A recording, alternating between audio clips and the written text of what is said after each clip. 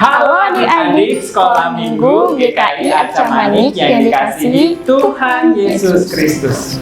Wah, senang sekali nih adik-adik sekalian, kakak sekolah minggu bisa menyapa kalian kembali di ibadah sekolah minggu GKI Arca Manik. Hari ini tanggal 30 Januari 2022. Nah adik-adik sekalian, hari ini ada Bang Ode dan juga ada aku, Kak Lala. Nah, adik-adik, tema kita hari ini adalah menanti janji Tuhan dengan tekun dan sabar. Wah, adik-adik sekalian, temanya keren banget nih. Pasti kalian penasaran apa sih yang akan diceritakan? Tapi stop, sebelum kita memulai seluruh rangkaian acara ibadah pada hari ini, kita akan membukanya di dalam doa. Mari kita berdoa. Bapa di dalam surga yang mulia, sungguh kami mengucap syukur atas kebaikan Tuhan dan kasih Tuhan yang melimpah di dalam kehidupan kami masing-masing, secara khusus di dalam kehidupan adik-adik sekolah minggu GKI Arca Manik yang saat ini beribadah di rumah mereka masing-masing. Tuhan, kiranya pimpin ibadah kami dari awal, tengah, dan akhirnya agar berjalan dengan baik, sehingga setiap puji-pujian, setiap cerita firman Tuhan, ayat super hafalan dan juga aktivitas dapat dilakukan oleh adik-adik dengan baik sehingga mereka dapat memahami tema hari ini. Kami mau serahkan ya Tuhan ibadah kami hari ini hanya di dalam nama Tuhan Yesus Kristus, Juru Selamat kami yang hidup. Amin. Amin. Nah adik-adik, sekarang kita akan menaikkan pujian kita yang pertama, yaitu Hello Hello, Halo Halo, Ola Ola.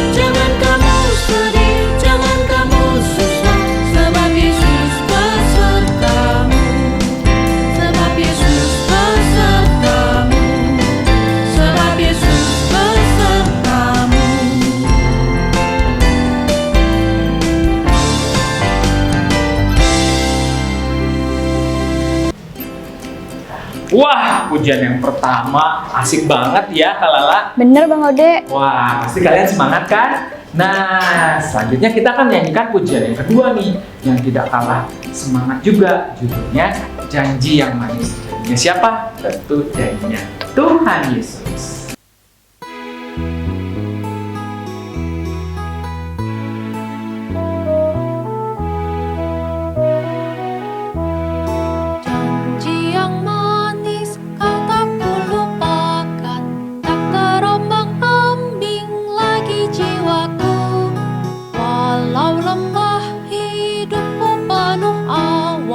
Nantikan cerahlah langit di atasku.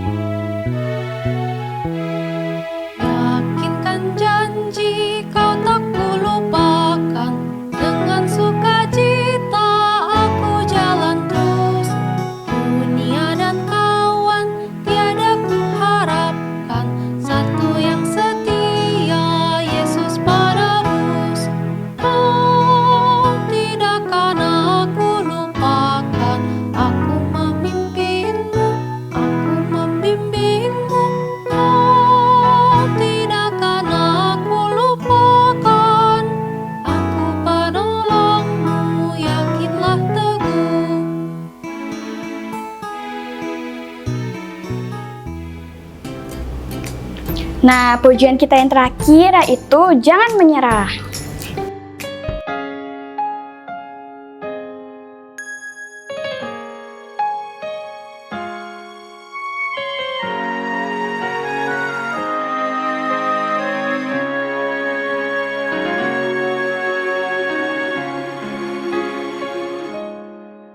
Tuhan tak pernah janji langit selalu biru, tetapi Dia berjanji selalu menyertai. Tuhan tak pernah janji jalan selalu rata, tetapi Dia berjanji berikan kekuatan. Jangan pernah menyerah, jangan berputus asa. Mujizat Tuhan ada saat hati menyembah. Jangan pernah menyerah, jangan berputus asa. Mujizat Tuhan ada bagi yang setia dan percaya.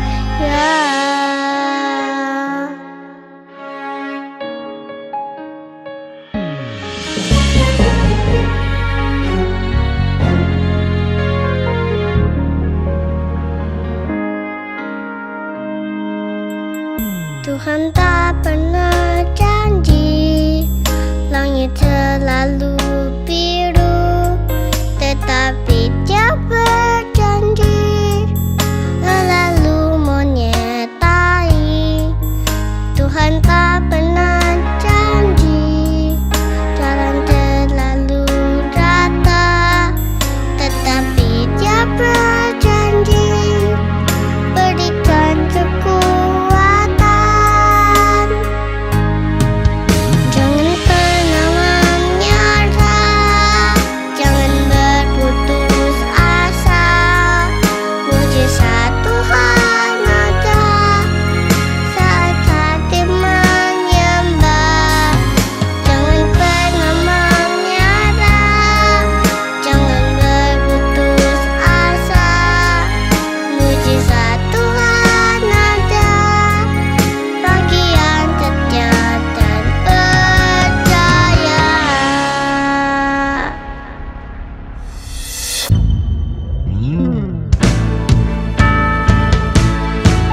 Jangan pernah menyerah, jangan berputus asa. Mujizat Tuhan ada saat hati menyembah. Jangan pernah menyerah, jangan berputus asa. Mujizat Tuhan ada bagi yang setia dan percaya.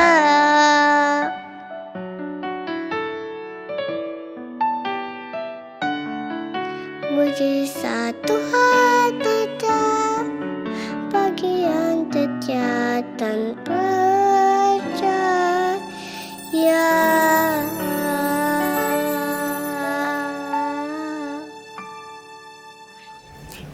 Nah, adik-adik sekalian, tiba waktunya kalian akan mendengarkan cerita firman Tuhan yang akan dibawakan oleh siapa?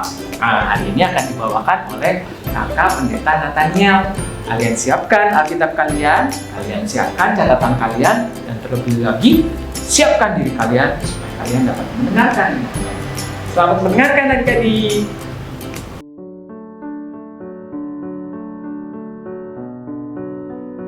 Mari kita membuka Alkitab kita bersama-sama dari Ibrani 6 ayat 15. Kak Nathan akan membacanya untuk kita semua ya. Ibrani 6 ayat 15. Abraham menanti dengan sabar, dan dengan demikian ia memperoleh apa yang dijanjikan kepadanya. Demikianlah firman Tuhan, diberkatilah kita yang mendengarkan dan melakukannya. Haleluya. Anak-anak, sekarang kita mau merenungkan firman Tuhan dengan tema menanti janji Tuhan dengan sabar dan tekun. Anak-anak, Kak Nathan punya satu cerita tentang 3 pohon. Pada suatu hari, di sebuah hutan yang rimbun, hiduplah 3 buah pohon yang besar-besar. Pohon-pohon besar ini sedang membicarakan tentang doa-doa mereka masing-masing. Pohon yang pertama mengatakan, "Jika suatu hari nanti saya ditebang, saya ingin sekali dibuat menjadi sebuah tempat penyimpanan perhiasan berharga seperti emas dan permata." Lalu pohon yang kedua mengatakan, "Jika suatu hari nanti saya ditebang, saya ingin sekali dibuat menjadi sebuah kapal besar yang akan dinaiki oleh seorang raja yang terkenal." Lalu pohon ketiga mengatakan, "Kalau saya tidak mau ditebang. Saya ingin tetap bertumbuh sampai ke langit agar saya bisa merasakan kedekatan dengan Tuhan." Beberapa hari berlalu. Kemudian datanglah seorang penebang hutan menebang pohon yang pertama. Penebang itu memotong pohon yang pertama menjadi bagian-bagian kayu yang kecil-kecil. Pohon pertama ini sangat senang karena ia akan segera dibuat menjadi tempat penyimpanan perhiasan berharga untuk menyimpan emas dan permata. Tetapi ternyata sang penebang ini hanya menjadikan dia tempat untuk menyimpan makanan hewan. Mengetahui kenyataan bahwa doanya ini tidak dikabulkan oleh Tuhan, pohon yang pertama ini kemudian menjadi kecewa. Di hari yang lain, datanglah seorang penebang hutan menebang pohon yang kedua. Penebang itu memotong-motong pohon yang kedua menjadi bagian-bagian kayu yang besar-besar. Pohon kedua ini sangat senang karena ia akan segera dibuat menjadi sebuah kapal besar bagi seorang raja. Tetapi ternyata sang penebang itu hanya menjadikan dia sebuah perahu nelayan kecil yang hanya digunakan untuk menangkap ikan saja. Mengetahui kenyataan bahwa doanya itu tidak dikabulkan oleh Tuhan, kecewalah pohon yang kedua. Di hari yang lain, datanglah seorang penebang hutan menebang pohon yang ketiga. Penebang itu memotong-motong pohon yang ketiga ini menjadi balok-balok kayu panjang dan menyimpannya dalam sebuah gudang yang gelap. Pohon ketiga ini sangat sedih karena doanya adalah ia ingin tetap bertumbuh tinggi agar semakin dekat dengan Tuhannya. Tetapi dia malah ditebang dan disimpan di dalam gudang.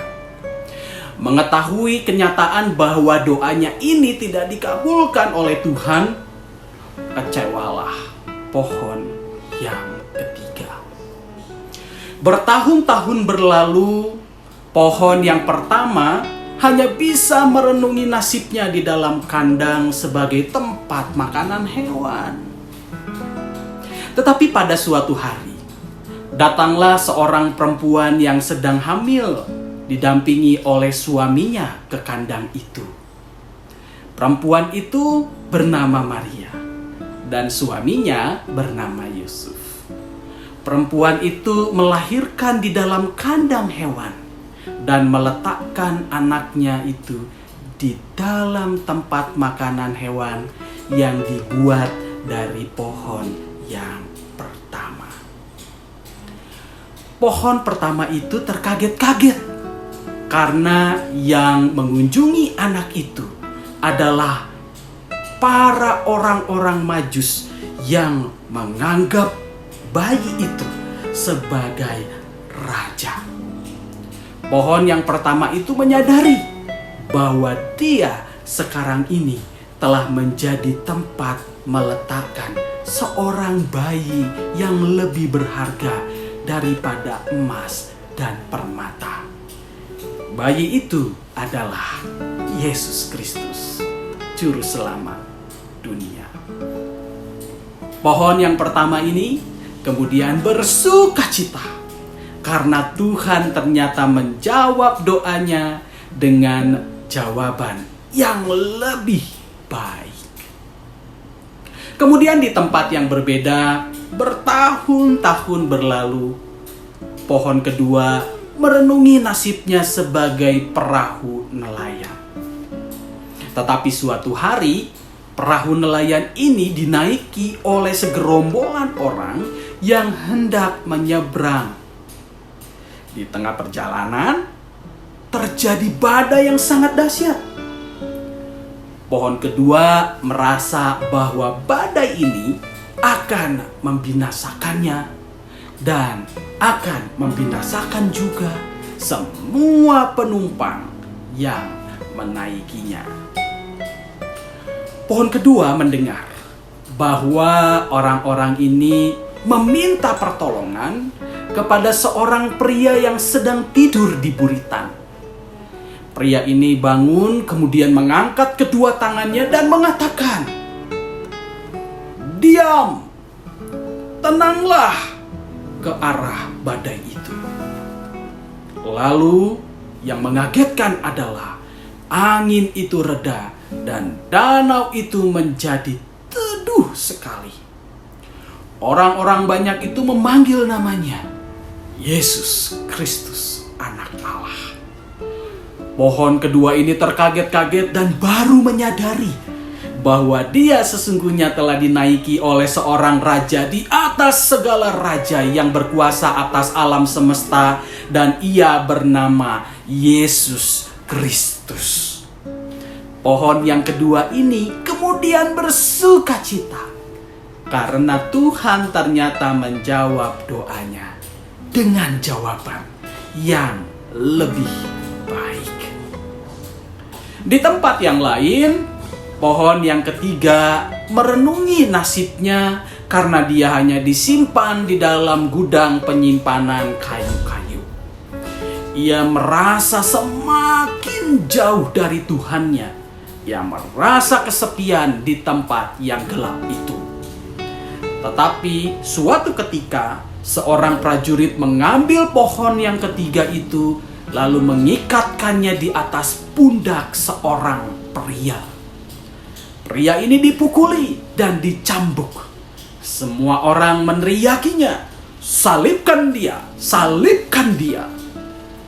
Ketika pria itu sampai di atas bukit yang disebut Bukit Tengkorak, pria ini dipakukan di atas pohon yang ketiga. Pohon ketiga ini menyadari bahwa ia telah dibuat menjadi salib, tempat untuk menghukum para tahanan. Mengetahui itu, sedihlah dia. Setelah pria tersebut mati dan dikuburkan, 3 hari kemudian, pohon yang ketiga ini mendengar bahwa pria yang disalibkan pada dirinya itu kini telah bangkit. Orang-orang menyebut nama pria itu Yesus Kristus. Orang-orang yang percaya menyebutnya sebagai Tuhan dan Juru Selamat. Mendengar hal itu, bersukacitalah pohon yang ketiga.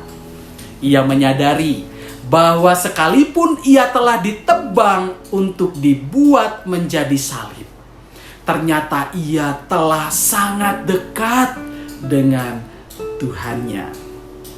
Pohon yang ketiga ini kemudian bersyukur karena Tuhan ternyata menjawab doanya dengan jawaban yang lebih baik.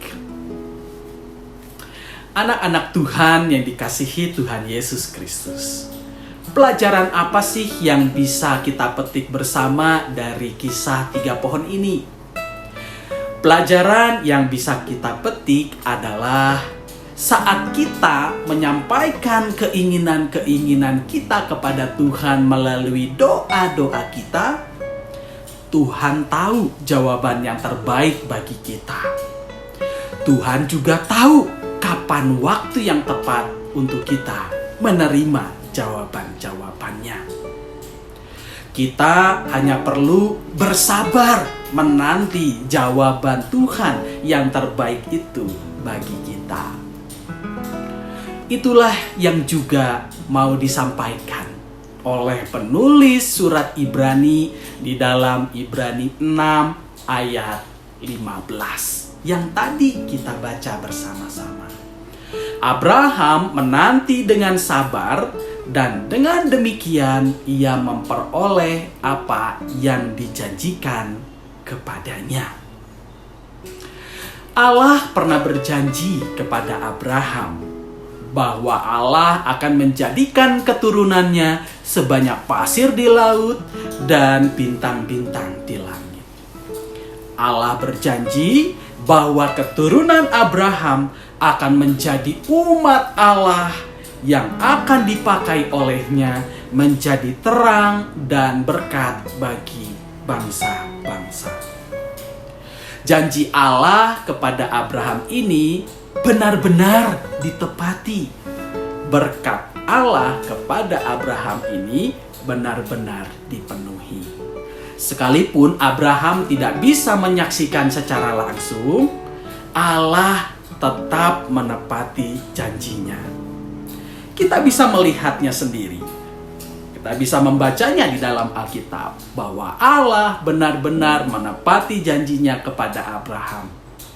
Di dalam masa penantian itu, Abraham tidak memaksa Tuhan untuk cepat-cepat menepati janjinya. Abraham tetap sabar menanti penggenapan janji Tuhan itu. Abraham tahu bahwa waktu Tuhan adalah waktu yang terbaik.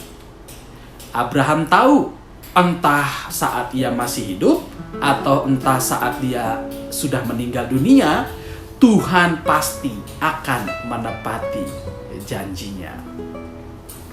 Anak-anak yang dikasihi Tuhan Yesus Kristus, firman Tuhan hari ini mengingatkan kita untuk lebih bersabar menantikan berkat Tuhan. Sebagai anak-anak Tuhan, kita percaya bahwa Tuhan pasti akan memberikan yang terbaik bagi kita tepat pada waktunya. Karena jaminan itulah, maka yang perlu kita lakukan sekarang adalah menanti berkat Tuhan itu dengan sabar, sambil tetap taat menjaga hati iman percaya kita kepada Tuhan dan menanti dalam penuh perbuatan baik sehari-hari.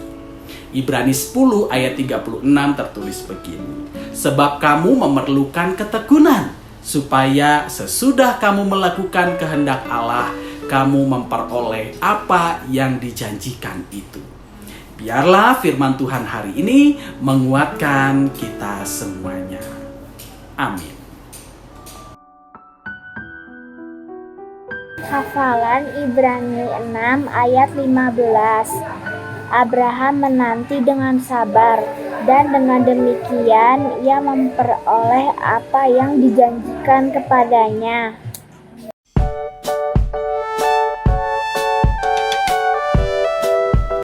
Halo adik-adik Sekolah Minggu GKI Arca Manik. Senang sekali nih ketemu lagi dengan Kak Tati. Kita akan membuat aktivitas sesuai tema kita, menanti janji Tuhan dengan sabar dan tekun. Nah, alat dan bahan yang perlu adik-adik siapkan adalah ada double tip. Lalu adik-adik siapin mulai kertas HPS ataupun karton seperti ini ya. Lalu adik-adik siapin kertas lipat, gunting, penggaris, dan pensil. Yuk kita mulai. Nah, adik-adik, kita akan membuat lampion. Pertama-tama adik-adik ambil penggaris, lalu adik-adik ambil karton, bebas ya warnanya seperti apa, lalu adik-adik bikin ukurannya. Yang ini kakak udah potong, panjangnya itu 10 cm. Nah, nanti adik-adik bikin lagi garis 1,5 cm, kita tarik ke bawah ya. Nah, setelah digaris seperti ini adalah batasnya. Nah, kita akan membuat lingkaran. Adik-adik boleh buat pola lingkaran pakai benda apapun. Kak Tati pakai double tip buat lingkarannya untuk buat polanya ya. Lalu ini lingkarannya kita gunting.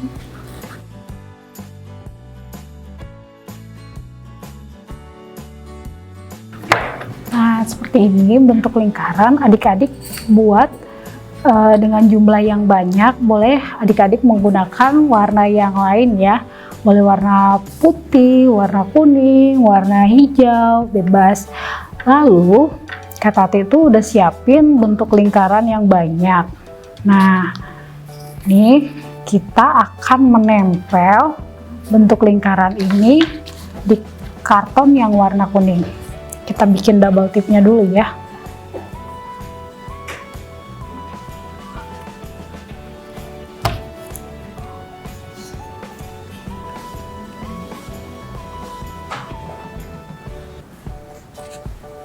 Seperti ini adik-adik.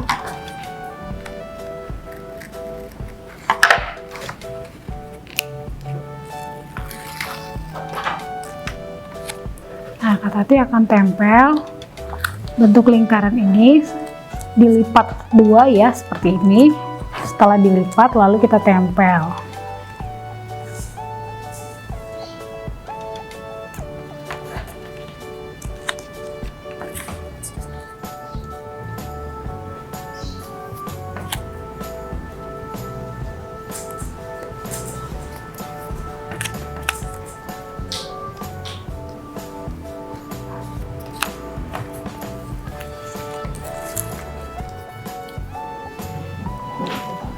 Nah, adik-adik, setelah bentuk lingkarannya ditempel, jadinya seperti ini.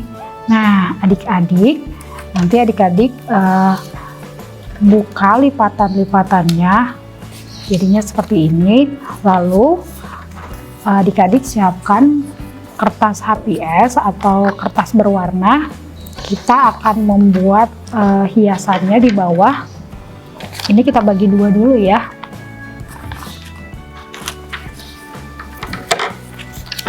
Nah, ini setelah dibagi dua, lalu kita ambil penggaris, kita buat batasan garisnya 1 cm ya, kita ukur dulu.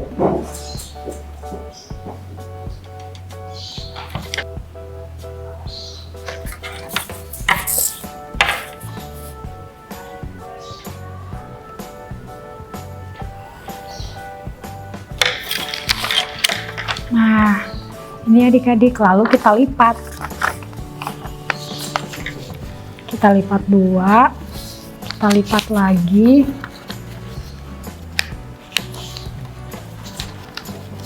Nah, ini kita lipat, lalu kita gunting. Yang garis yang tidak putus ini kita gunting ya. Jangan sampai atas ya, ada batasnya.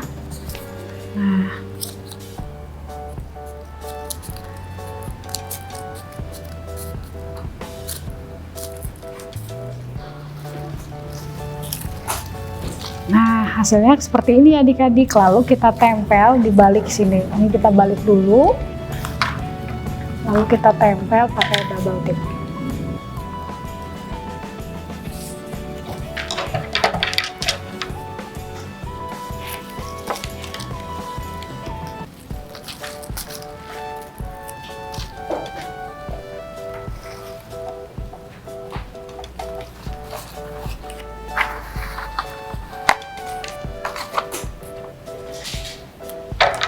Lalu kita tempel lagi double tip di sebelah sisi yang sebelah sini. Nah adik-adik, setelah itu kita buat talinya untuk pegangannya, ukurannya bisa sebesar ini, lalu kita tempel double tip.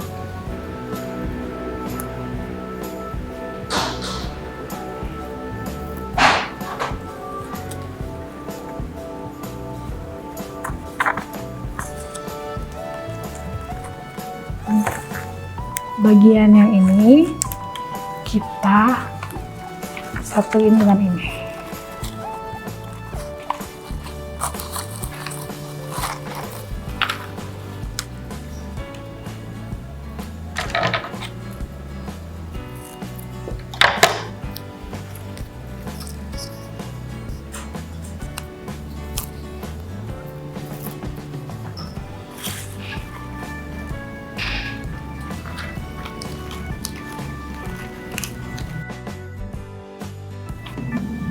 Nah adik-adik, ini dia lampion aktivitas buatan Kak Tati. Adik-adik silakan coba di rumah ya.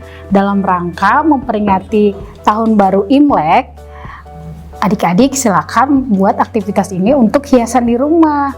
Sama seperti tema kita, kalau kita dengan tekun dan sabar menanti janji Tuhan, pasti adik-adik akan mendapatkan yang terbaik dari Tuhan. Selamat mencoba adik-adik. Dadah! Ibadah kita hari ini telah selesai adik-adik. Sampai jumpa minggu depan. Tuhan Yesus memberkati. Dadah!